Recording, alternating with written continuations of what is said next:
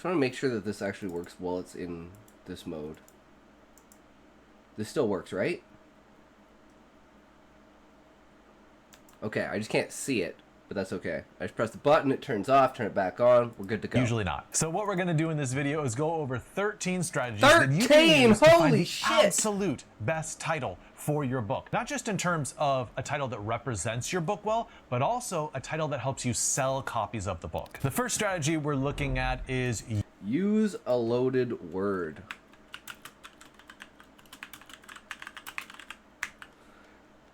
See, mine's an oxymoron. The first book working title is Falling Dawn, and the second working title is Rising Dusk.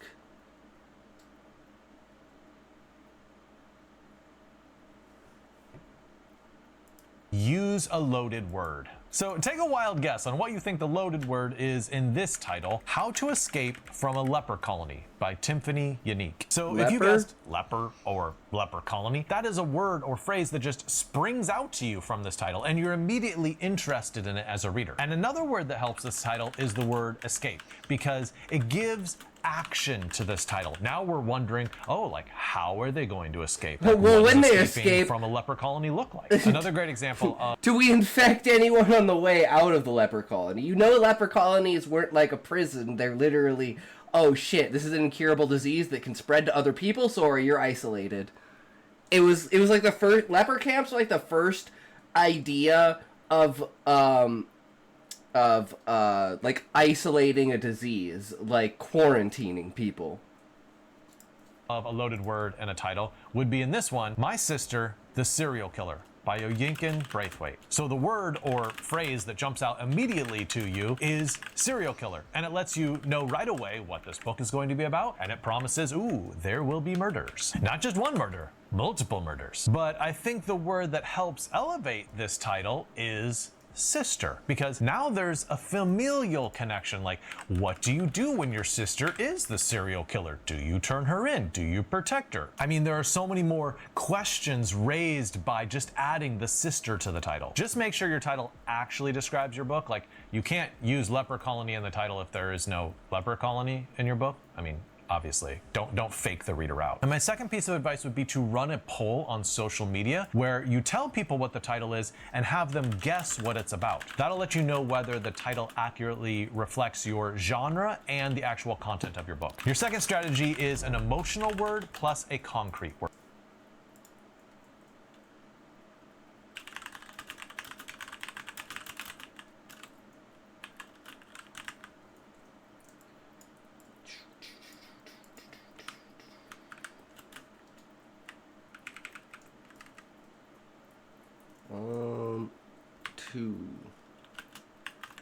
Emotional word plus concrete word. All right. Word. Look at a book like The Secret Life of Bees by Sue Monk Kidd. So the concrete word here is bees, right? I mean, you can see a bee, you can hear a bee buzzing. It's very concrete. The emotional word is secret life. So obviously secret is a very loaded word, and it makes you intrigued. Like, okay, what is the secret life? How do bees have a secret life? Another example of this strategy would be The Bone Setter's Daughter by Amy. Bone Setter's Daughter, damn.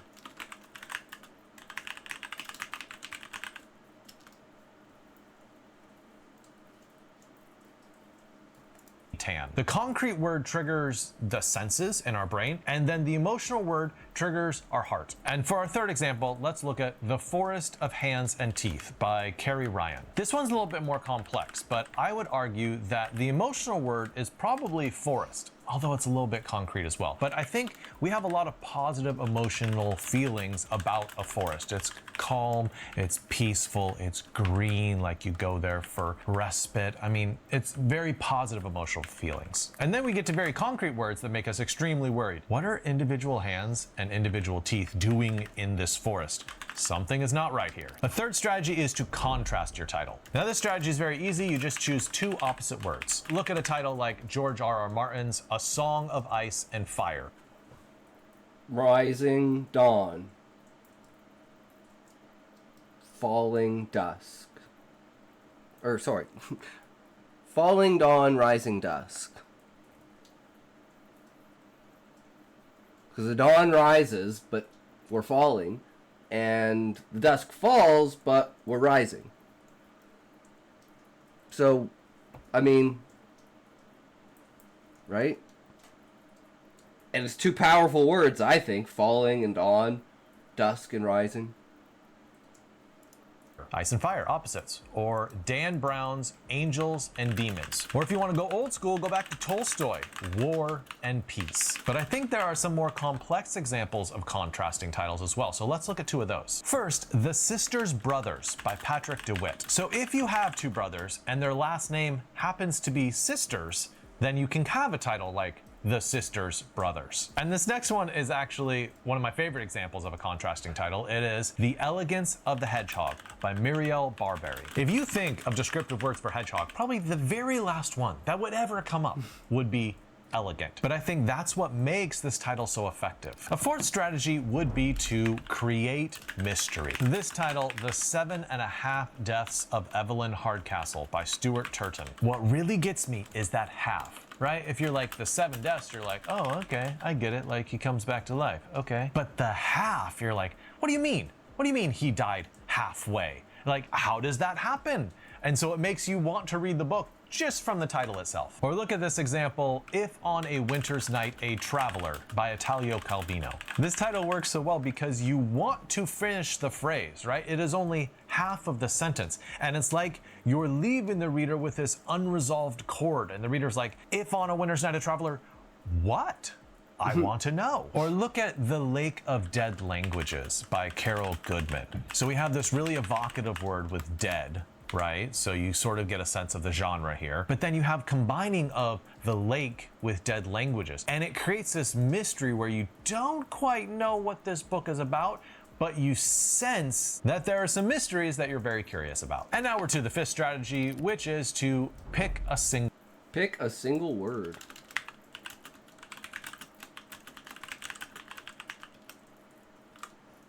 So I'd say, like, I do these pretty well, like, trying to create mystery. Like, I'd say that one would definitely be, like, Nepotism Unleashed.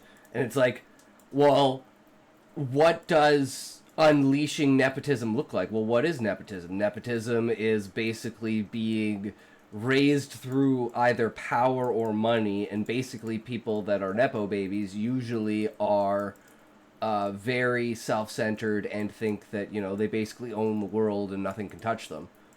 And you unleash that on the world in the form of the son of a president, and you wind up with a fantastic story. Or like, what would one be for like emotional word and concrete word? I guess like dentist disaster. Because, like, the last thing you want to think about when you're at the dentist is a fucking disaster. And if a disaster happens at the dentist, oh, fuck. That's bad. Like... that's some fucking dental torture shit. Like, they forgot to freeze you, or some shit like that. Where it's like, oh god, no thank you. Like, when that guy was reading my my story, and he was like, I'm getting PTSD because of the scene when he's, like, throwing up from having the x-ray things in his mouth. And it's like, oh my god, yes, I could totally picture that. And, like, do I have a title with a single word? I don't think I have any stories that have a single word title.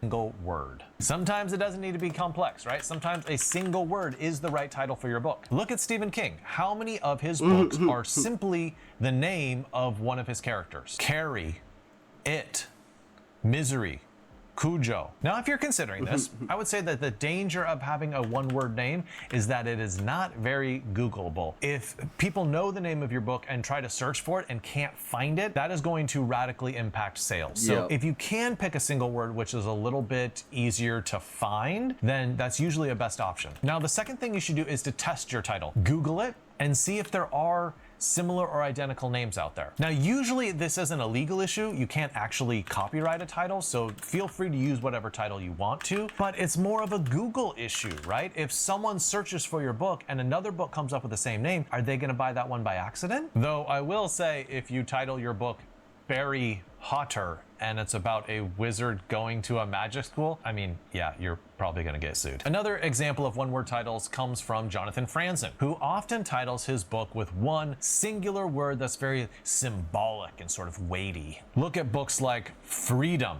Purity, Crossroads. Now, if you wanna be like, hey, my books are ambitious, so take it and read it. I mean, this could be a good strategy for you, but it's pretty ambitious and you don't want to get too far ahead of yourself and promise something that the book actually doesn't fulfill by talking something about the nature of freedom. Like, that's what your book is promising with a title like that. So use caution when picking a title like that, but hey, it might be the right title for your book. The sixth strategy is theme plus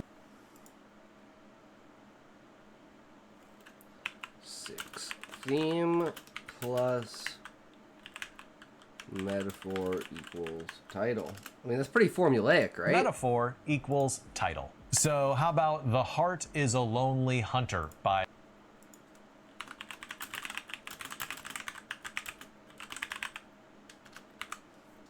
Carson McCullers. I've always loved that title. It makes you feel slightly wistful, like, oh, the heart is a lonely hunter. You get this theme with loneliness, and you also have this personification of the heart being a hunter. Or check out this one, Love is a Dog from Hell by Charles Bukowski. That is such a Bukowski title. I mean, if you've read Bukowski, you know that is like the essence of a Bukowski title right there. So hey, give it a shot. Maybe a metaphor title is the right one for your book, if you can come up with original one that really strikes at the emotion. A seventh strategy for titling your book is to concentrate on the focus on concrete, not abstract.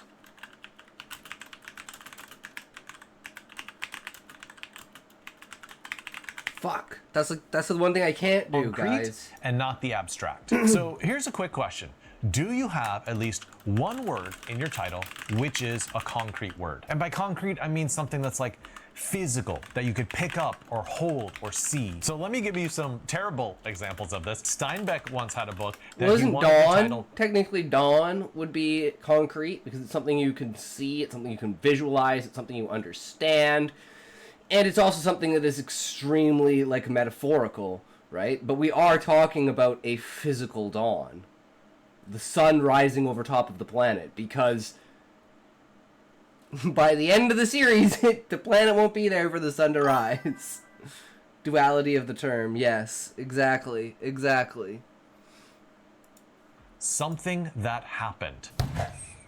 That is the worst title I have ever heard in my entire life. What do you know after a title like that? I literally feel dumber just after saying those three words. Who would want to read a book called Something That Happened? Obviously something happened. Something happens in every book. But then Steinbeck wised up. He read a Robert Burns poem and titled that book Of Mice and Men.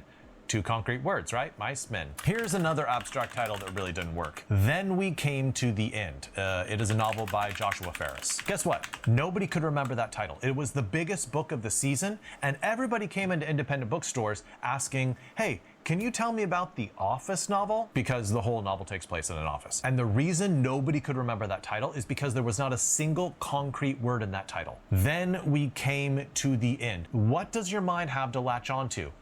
There's nothing. There's nothing in that title. Oh, but I have to say, it's actually a great book. You should probably read it. Now, if you need help coming up with a good concrete word for your title, I would recommend trying this. Take 10 of... Well, I mean, like, maybe we should have tree in the title?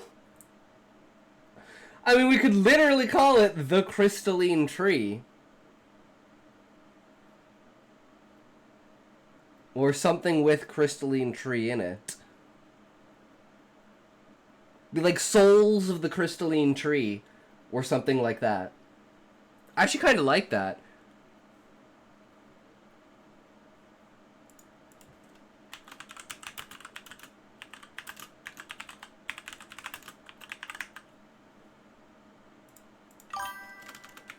That would be the series title, not... Yeah, exactly. That would be the series title, The Souls of the Crystalline Tree.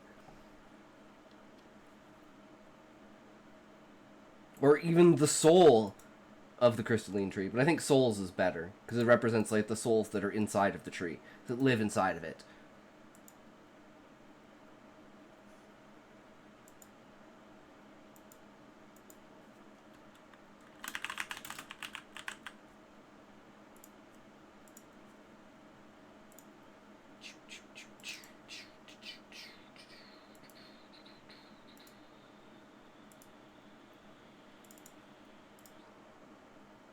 Perfect.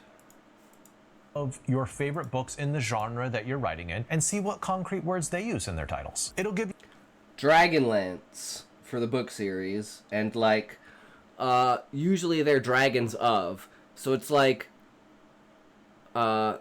Dragons of Autumn. I can't read that from here. Let's just look up what the titles are. Dragonlance books.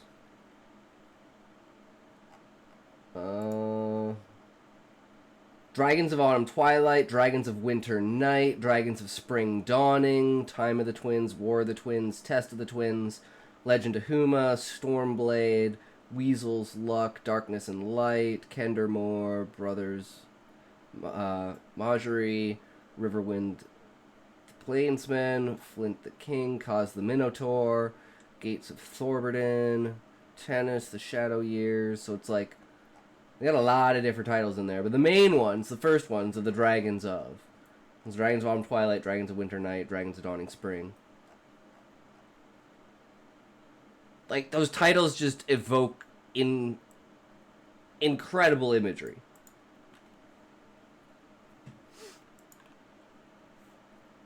Give you a sense of what's being used out there and the sort of tone you want to go for your concrete word in order to tip the reader off like, oh, hey, this is the genre that I'm writing in. Now it's time for strategy number 8. I mean, it could always also be magic. And it would make a lot more sense because magic, like, by the end you would know that magic comes from the tree. And the only reason magic exists in the world is because of the tree.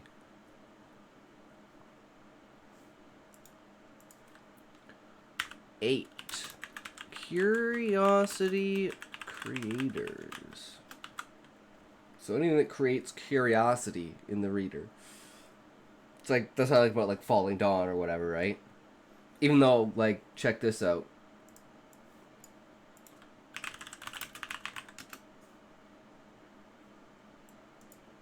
It's already a book.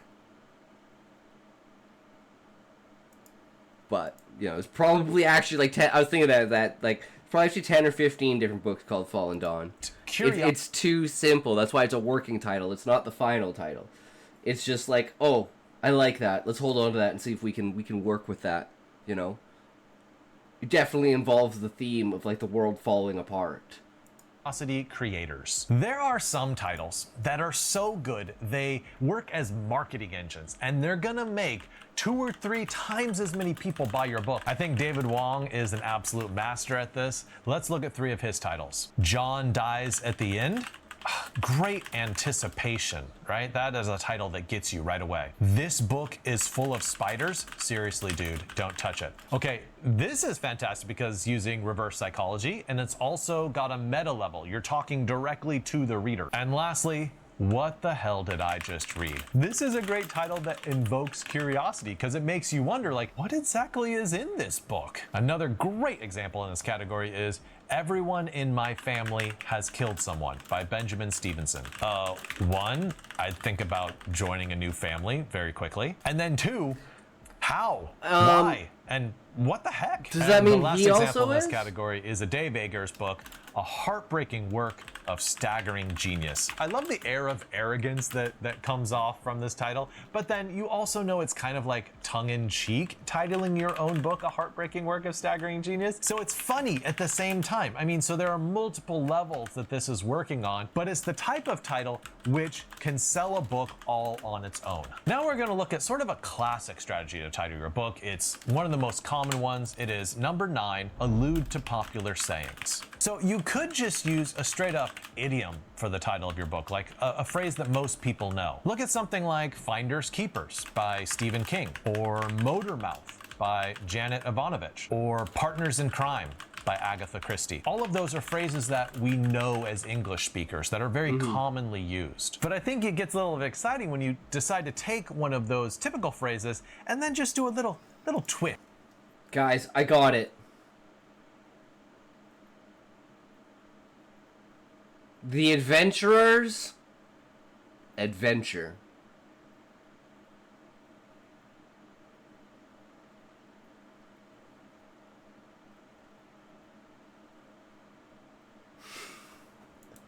Or a little variation on it. Look at this book from Douglas Adams, The Long Dark Tea Time of the Soul.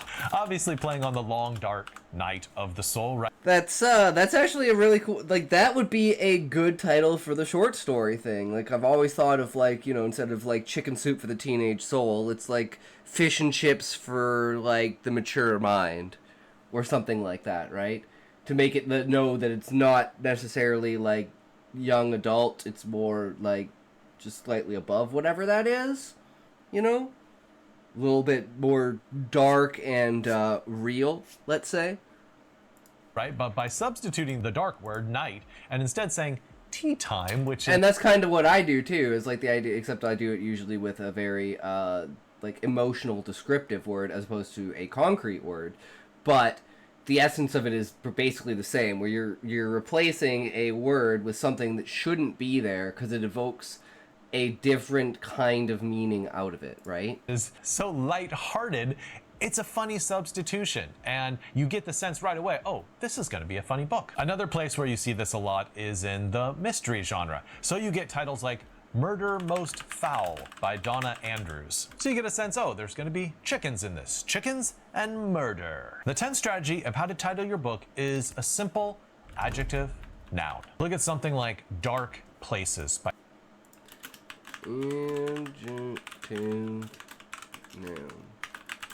Dark Places by Gillian Flynn, or Cold Mountain by Charles Fraser, or White Noise by Don DeLillo. When you are using this strategy, don't forget that the title has to reflect your genre. It should tip the reader off to what kind of book this is.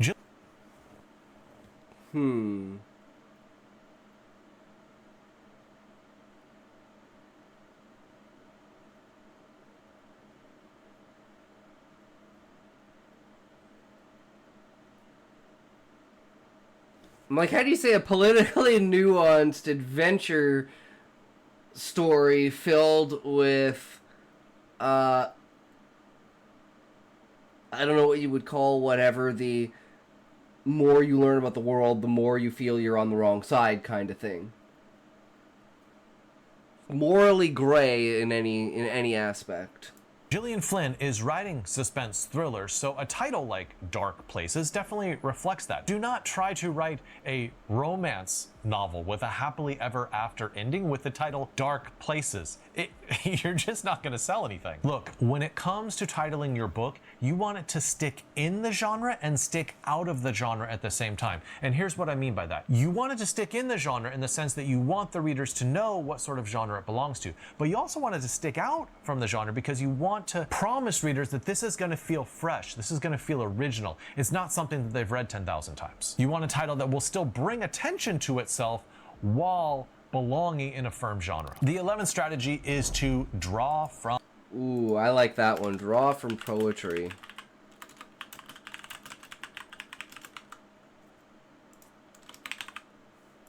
Poetry. Now, I'll say right off the bat, like, this is not a technique that you can fake. Like, you actually have to read poetry to be able to pull this off. Thankfully, I love poetry. I love Mary Oliver and Wendell Berry and Jack Gilbert and poets like that. And as I read poetry, sometimes I will make marks in the margin saying, like, you know what? This would be a really good title. And actually, a lot of authors have used this technique, like in The Lovely Bones by Alice Sebold. That's a title that comes from the poem I Knew a Woman by Theodore Redka. Another example would be For Whom the Bell Tolls by Hemingway. This is a title from John Donne's Meditation 17. Or Dying of the Light, which was a George R.R. Martin title, a sci-fi novel before he got into all the fantasy genre. That comes from Dylan Thomas's Do Not Go Gentle. What the fuck is this stream? Maddie OX is fat. Welcome, welcome. Ahoy, bastard! Levi, this shit is ass. True, Maddie. That's what it's all about. Shake that ass. into that good night. 12th strategy you can use when titling your book. Well, you're not a reader, Maddie? You're not a writer? Why are you in the writing section if you're not a writer or a reader? You know? Titling things is very important, especially for having lots of short stories and stuff like that, right? But hey, you know, to each their own, right? Is to squeeze in ambiguity. Remember, we're not using all of these at the same time. It's which one of these strategies fits well ambiguity. For the story, so right? Claire Massoud has this wonderful book called The Emperor's Children. And we read it for a book club at an Italian restaurant in Pasadena, California. And I think we spent, probably at least 30 minutes debating about the meaning of this title. For starters, we were like, well, who? I'd say welcome to Tangents in Bold. I'm the only one watching you. You're the only one watching me on Kick, Maddie. Is the Emperor? Does it refer? But if you notice, I'm the only person streaming in the writing category on Kick, which means the writing category on Kick is actually, like, very small. Get off Kick, go get a job, my brother. I mean, I do have a job, Maddie. I just do this for fun to keep my writing up, right? Get to then. Dude, you're great. You should start streaming, bro. With the humor like that? Hell yeah. Get that banter going, motherfucker. That's what it's all about.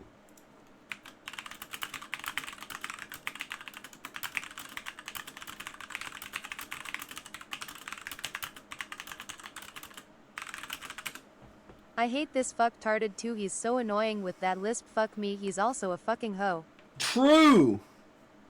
Refer to the patriarch Murray and all of his children, or does Nobody should have to work 2 jobs. If anyone does, the government fucked up. See, I agree with that, Sean.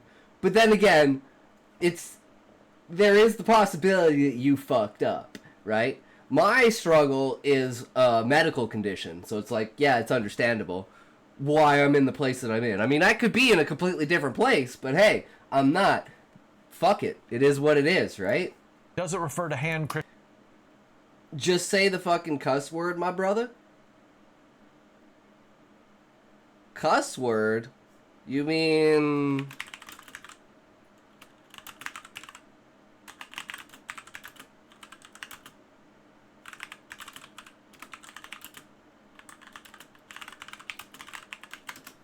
Cum dumpster fuck hole bitch pussy ass femboy shit?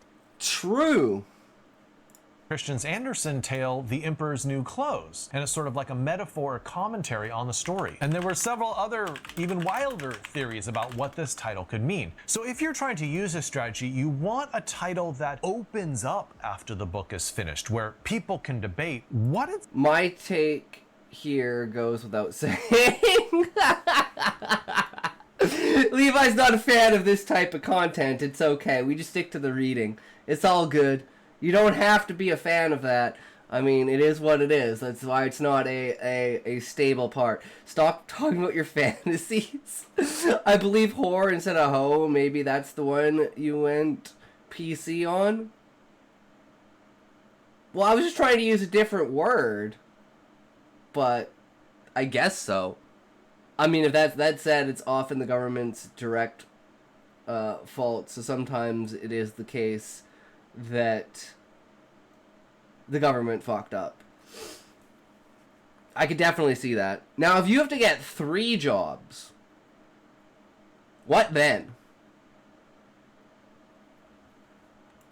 exactly did that title mean? And they can find multiple good interpretations for what that title is. Maybe at this point you're like, listen, John, I watched this whole video. You have some great ideas, but I still don't have a good title for my book. Okay, well, this last strategy, it's not like watching this video is going to instantly give you a good title. It's going to give you a direction to go for that title. To be like, okay, well, we have a basis and a foundation for how we do. I'm assuming these are 3 part-time jobs and that you're not doing 120 hours. Yeah, Levi, because you can't get a full-time job, so you have to work multiple part-time jobs to make up for that. So you're working, and you're probably still not even working 40 hours a week at these 3 different jobs. Because you're getting, like, 2 days on this one, 2 days on this one, 2 days on this one, 4-hour shifts. Which is, like, absolutely nothing, right? And maybe maybe it's 3 and 3, and, like, you work 2 jobs in one day. Homelessness is the government's fault, at least in the U.S. You can't even rent a camping site without a stable address. You also can't get a job unless you have a place. So if for any reason you lose your place and no family or friends can put you up, then you're stuck. The streamer's mom be working 3 jobs, 3 different corners. True, Maddie. She put the bread on the table, man. I can't complain. Me, my brother, and my sister, we definitely don't look alike. So you could be going in the right direction with this one, Like, I'm a blonde in between. My brother's like tall, dark, handsome. My sister's like tiny, ginger. Like, I mean, man, we always said my mom just had a night out on the town and never told my dad. So, yeah, it is what it is, right? I mean, whatever brings the butter home, man. It's for you. It's number 13. Try title mapping. What I want you to do is write down on a sheet of paper a whole bunch of words that you... Honestly, regulatory burden has a pretty rough impact on homelessness. I'd rather the homeless live in poorly built houses than under highways. I mean, at some point in time, Levi, couldn't we just build something like... It's not a prison, right? It's not a prison, but it acts exactly as a prison does in the fact of, like, housing and, like, food and, like, providing a job. So it's like, you can go to these places as a homeless person, they board you up, they feed you, and they give you a job that pays you. We should just kill all the homeless. They for real a waste of breath. I mean, see, but there's also what happens, Maddie, if your house burns down through no fault of your own, and you're waiting like 3.5 months for the insurance money to come through, but you're waiting because you don't immediately get the insurance money. There's a waiting period. So your house burnt down, and now you're in this 3.5 to 4 month waiting period. So you're gonna spend like $5,000-6,000 on a hotel for 3.5 months? What if you can't afford a hotel? Right? What if you're just barely getting by, your house burns down? You've got like $74 in the bank.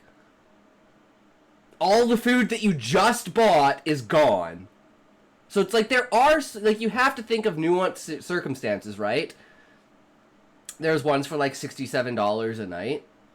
Yeah, but like, if you have $74 in your bank account, and you have absolutely nothing, and you have to wait 2 weeks for your next paycheck that's only $600, 14 days at $67 is what?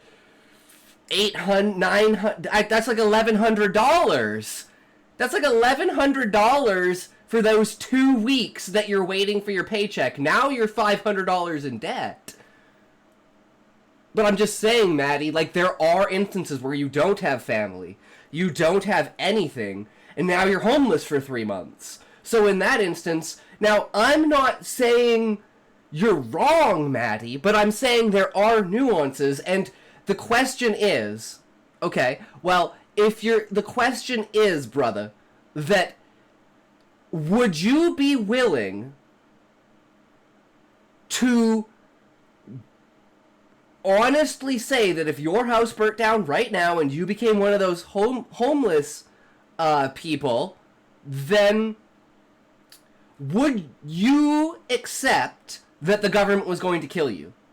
Because we actually kind of talked about this yesterday, and I said yesterday that if I knew that my death would help society in the fact that, like, I have the Simeon's crease, I have seizures, I have epilepsy, I have a shit ton of stuff wrong with me.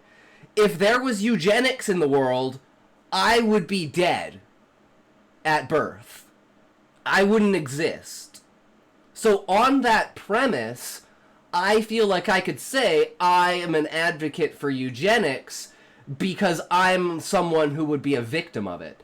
And if you're going to consent that you could be a victim of it and still propagate it, I think this is the same confidence as I'm Canadian, so, you know, it's not the same for me. But Americans with the First Amendment, or sorry, the Second Amendment. Second Amendment's guns, right? First Amendment speech, Second Amendment's guns, with guns.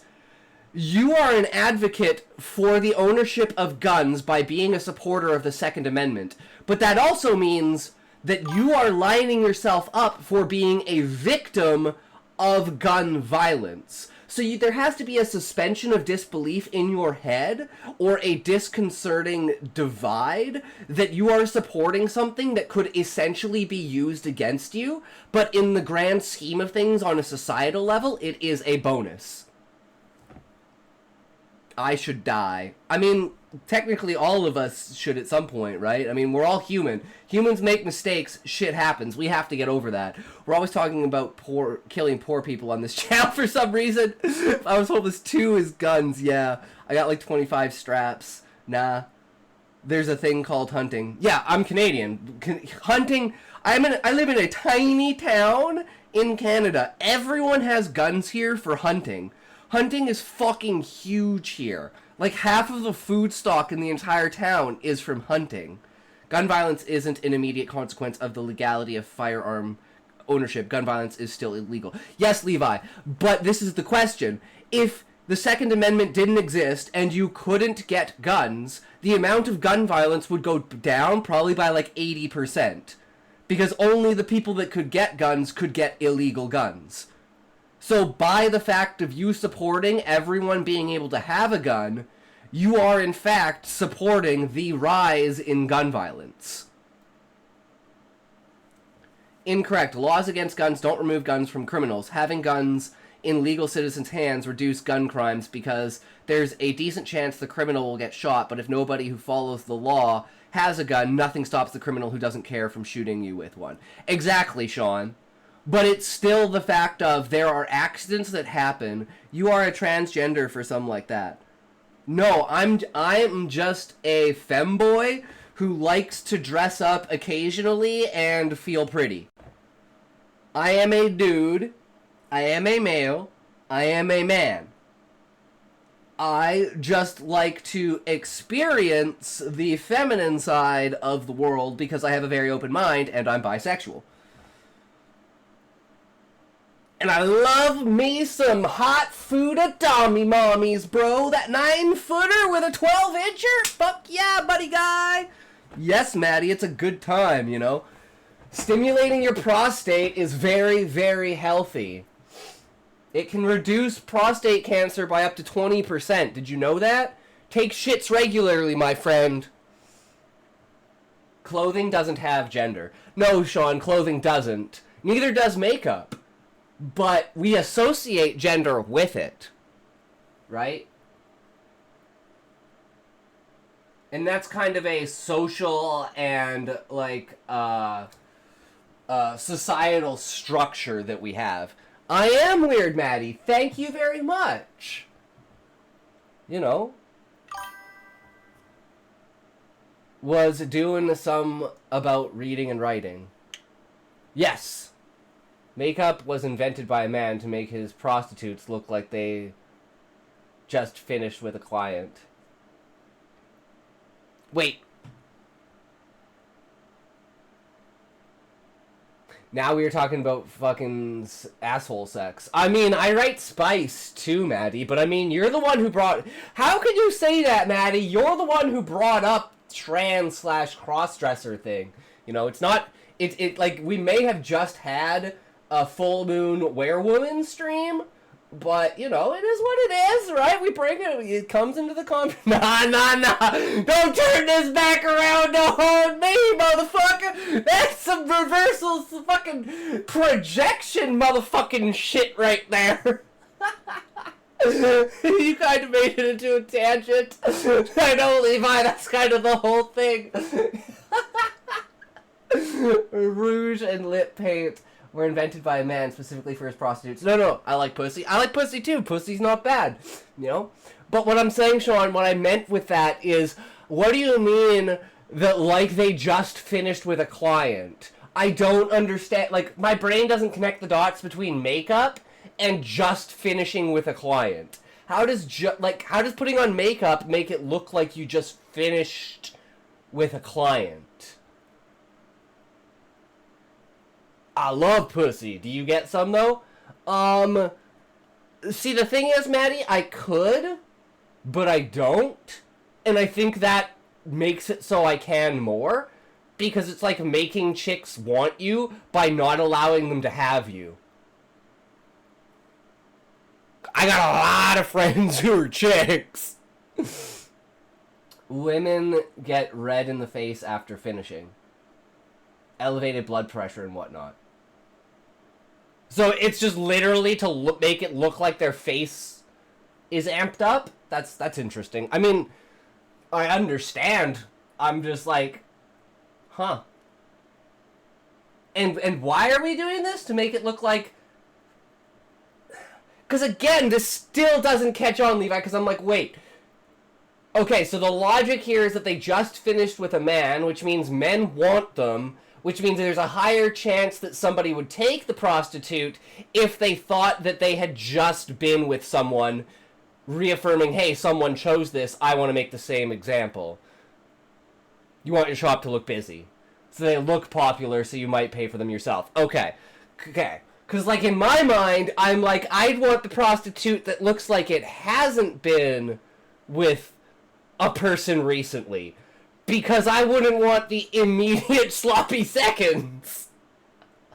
But, I mean, if you're getting a prostitute, like, I don't think you give no fucks. Oh, speaking of which, guys, did you see this? It, they, them. A prostitute doesn't have to be a female, Levi. I could be going after male prostitutes. You never know, okay?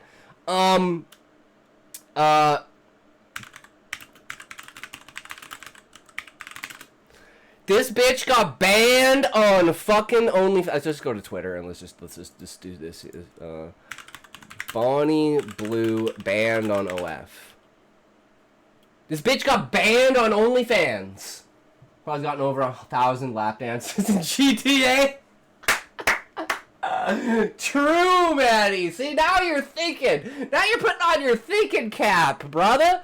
That's what it's all about. So, her last thing was she wanted to, Jesus Christ. She wanted to, she, like, fucked 1,000 dudes in a day. And now she's like, oh, I want to be put in a box in a house and then just open to the public so anyone can come in and do whatever they want with me. Dude, there's a gay strip club in GTA 6? What? Shit, brother. I mean, I guess it is San Francisco, so that kind of makes sense, right? I mean, that's fair. For sure, right? We gotta have some flopping in our faces, for sure. All about that. Miami.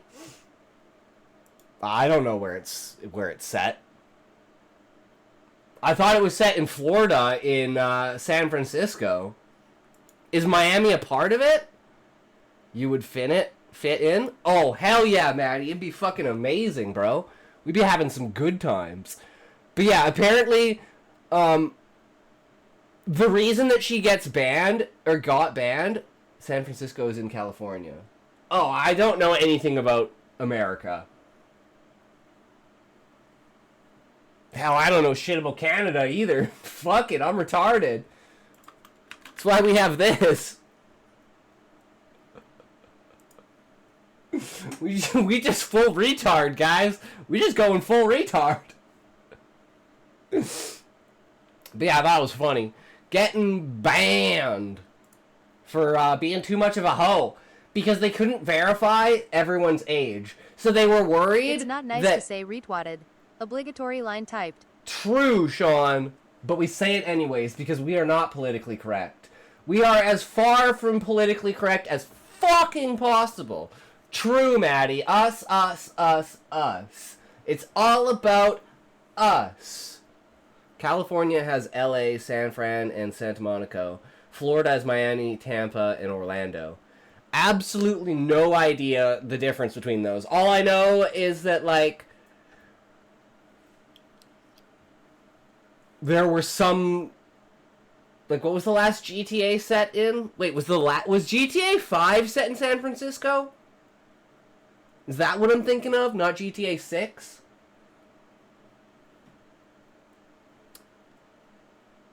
Cali, hot and dry. Florida, hot and wet. That's it. Los Santos. It's styled after LA. Oh, okay. I could see you living in Oregon. I straight up be some Alabama bullshit up in here, boys. We be some far south motherfuckers for sure. Ain't quite no Texan though. All right.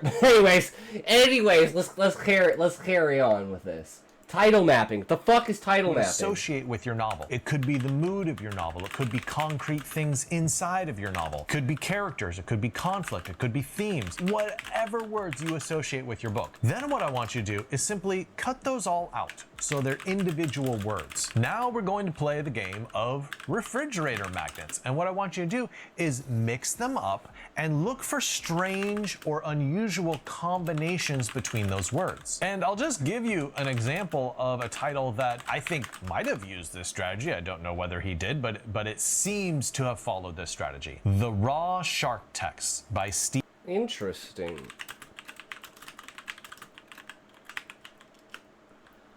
Nah, where all the gays are. Wait, all the gays are in Oregon, Maddie? All the gays are... I thought all the gays were in California.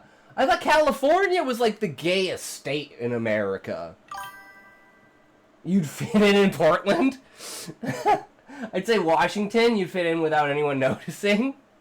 Well, that's funny, Sean, because if you look at the map, look at where BC and Vancouver is. Like, let's go, let's go Google Earth.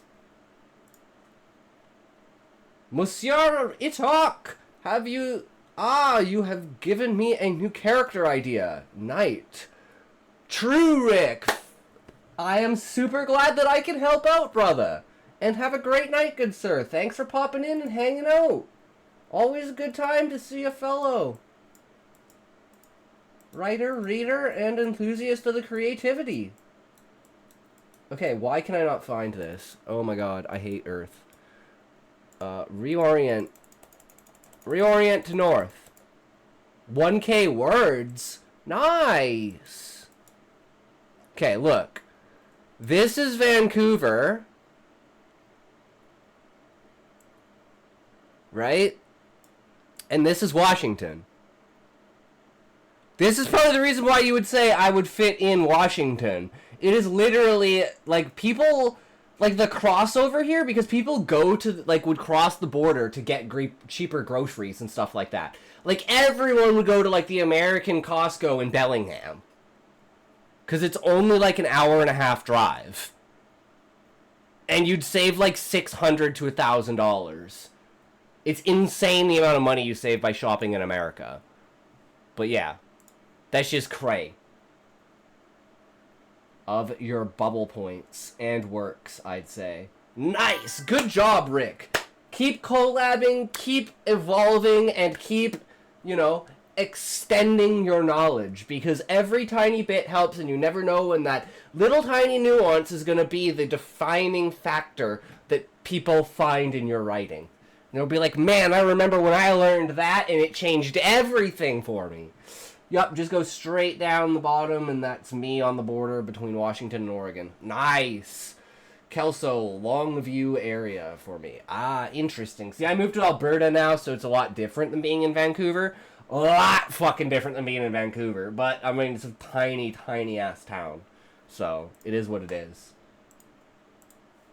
Stephen Hall. I love how none of these words seem to match up with each other. One, we have this power word of like shark. Okay, yeah. I love shark in the title. That's a good start. Shark strong, shark good. Like text, which is very like. I lived in the other Vancouver, aka the Couve.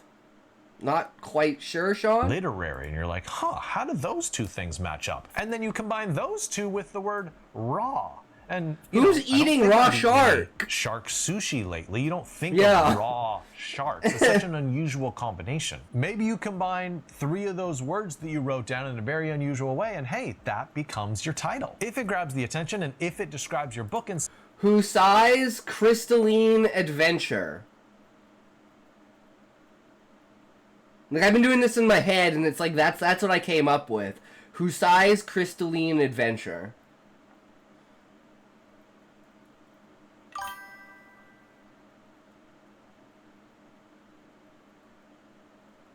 Fuck. How does it not work, Levi? What's wrong with it?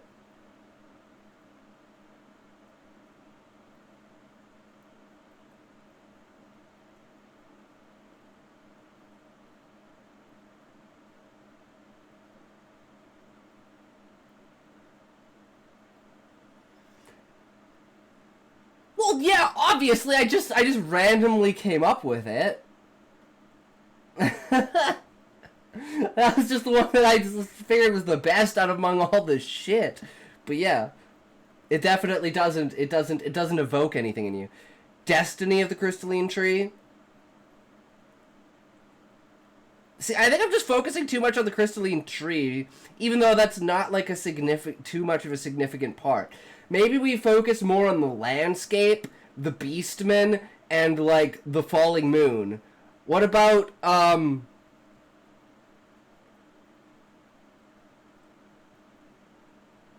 I don't know if it should be like the long lost or the sacred texts of, but like something like that, like a first part, and then something like or like the histories of a time without a moon or something like that, and play into the fact of like the old era falling moon and like this new era that doesn't have a moon. It's like, I think that's a fascinating aspect to tell people, oh hey, there used to be a moon, but there isn't a moon anymore. I think that drives intrigue into people, like, oh well, why isn't there a moon anymore, right? And that's kind of a huge part of the book. Well, if there isn't a moon, there's now magic, right? So I think that actually plays more into it. It's like, let's try and think of like the theme of like a utopia thrown together with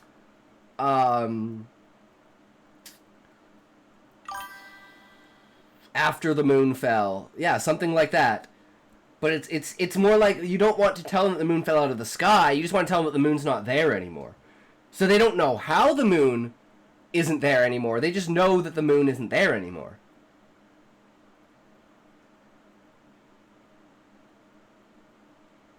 A world of moonless nights.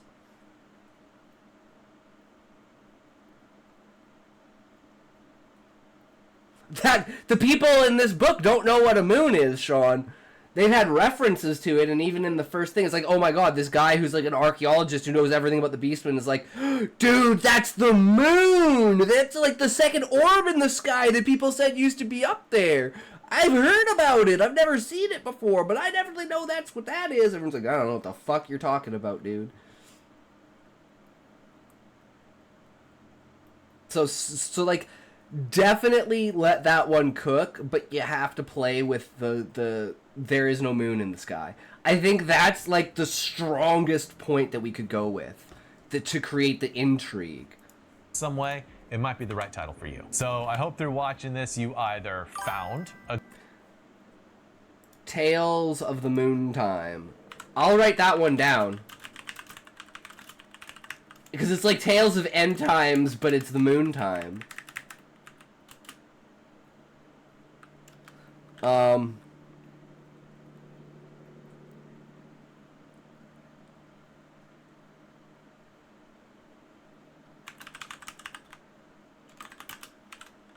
Okay, we're just gonna fire some off. So we got Moonless Utopia.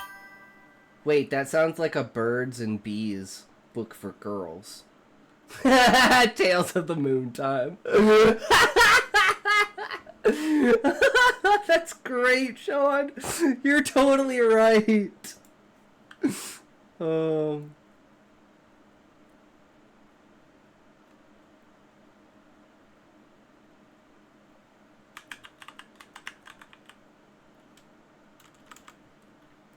um, Worse, it's a guy's journal of his experiences with his mom and all his sisters. Oh my god. Um,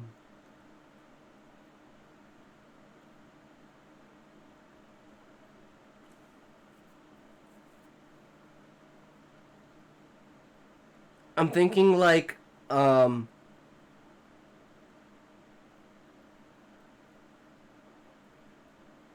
like, Dragon Sins Moon Eater.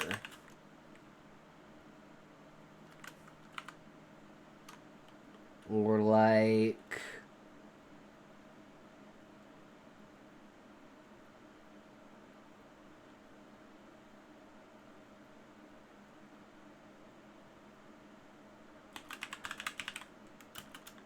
Savage Sky.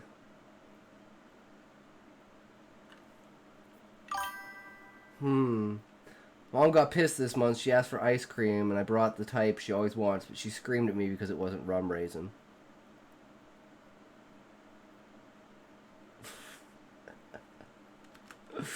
um...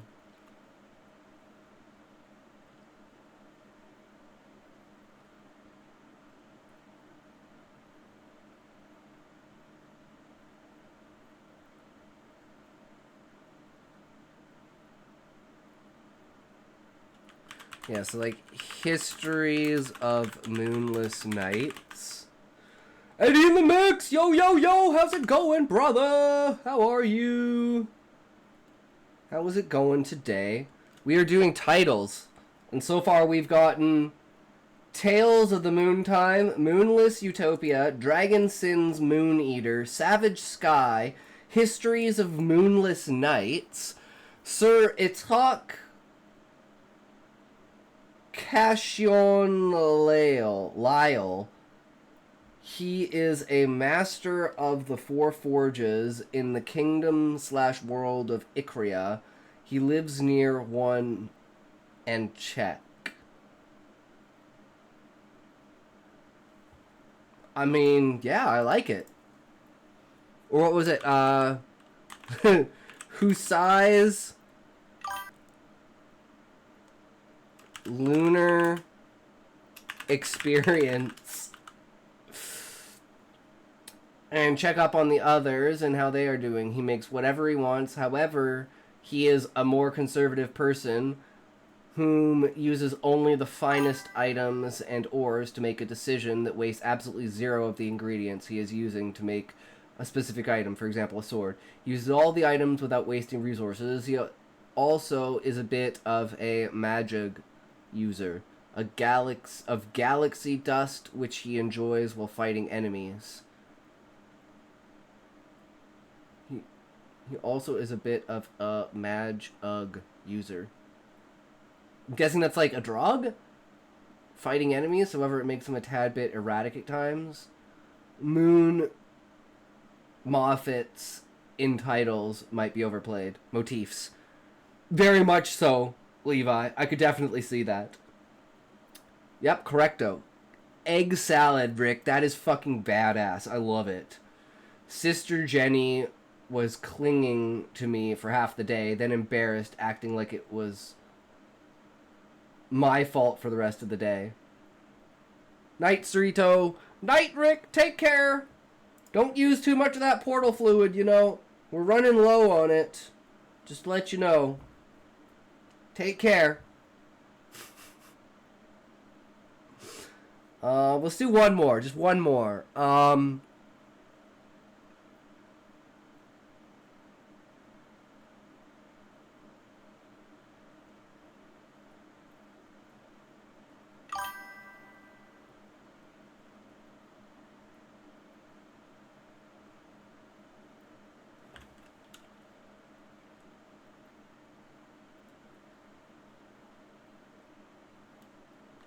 Like the sky breaking tree?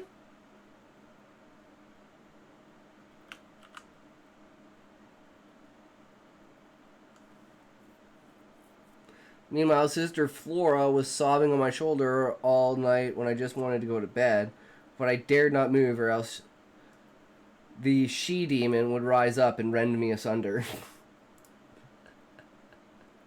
Makes me glad I only have one sister there, Sean.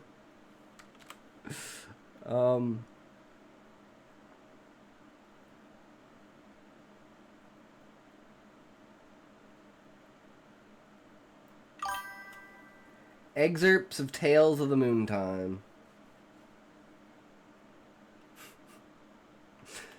Go write it right now, Sean. It'd be a great grounded, like, you know, young adult kind of type story. I think it will work really well. Let's see. One more good one.